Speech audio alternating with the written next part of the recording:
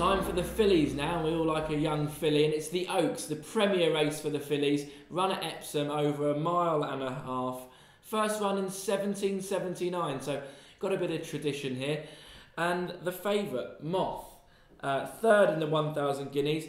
Eye-catchingly ran on well at the end, so everyone without a brains put it straight in at favourite because they think it'll improve for the trip. But I don't like these unlucky horses, these horses that will improve, that will step up. Form in the book is what we need, and we're happy to be top industry price about Moth, 7-2. Liam, have I lost it?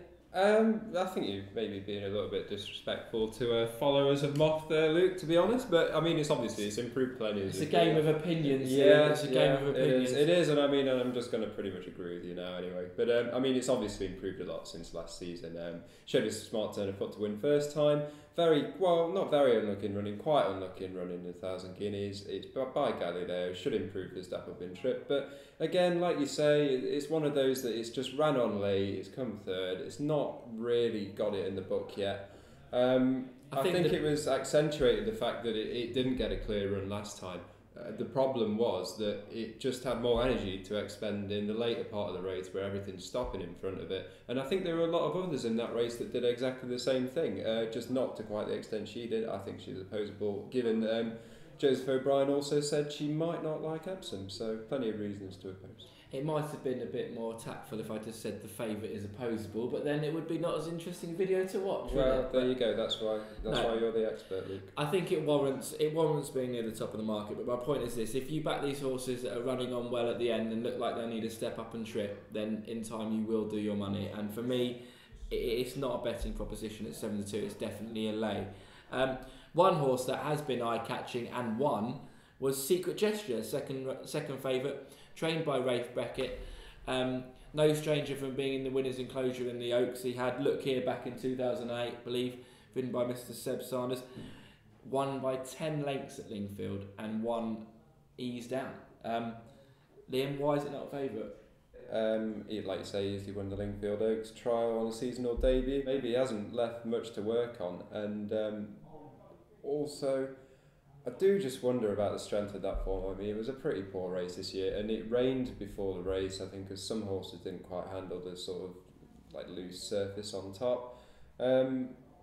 Again, she's clearly thought of up to these sorts of races, but I think it will have to be a weaker race than when Look Here won, and she'd have to be as good as Look Here, which is obviously in doubt. Visually very impressive, but I think she's short enough now. Fair enough. Liber Nauticus, obviously you've done your homework and you've looked on Wikipedia what this means in Latin.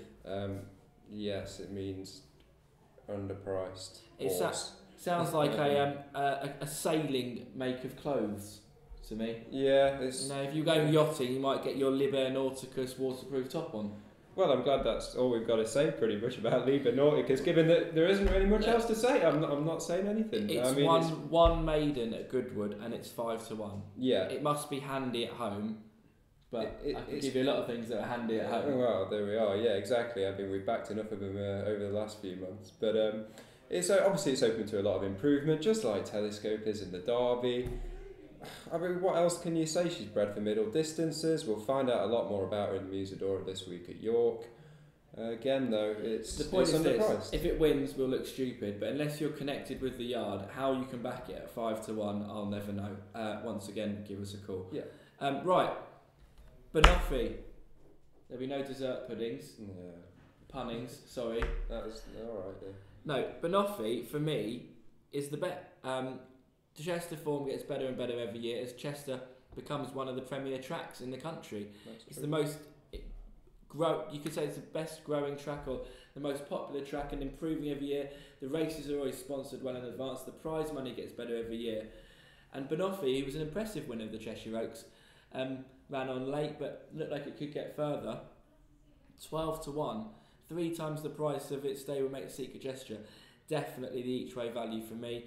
The Cheshire Oaks has thrown up winners of the Oaks in years gone by, and Rafe Beckett once again knows how to train the winner of the Oaks. So for me, the each way bet would be BANOFFEE at 12-1. I totally agree. I think BANOFFEE is a fair price at 12-1, given it's got the form in the book already. I mean, obviously the Cheshire Oaks is never the greatest race, but there is a lot more depth, like Luke says, to these Chester races now.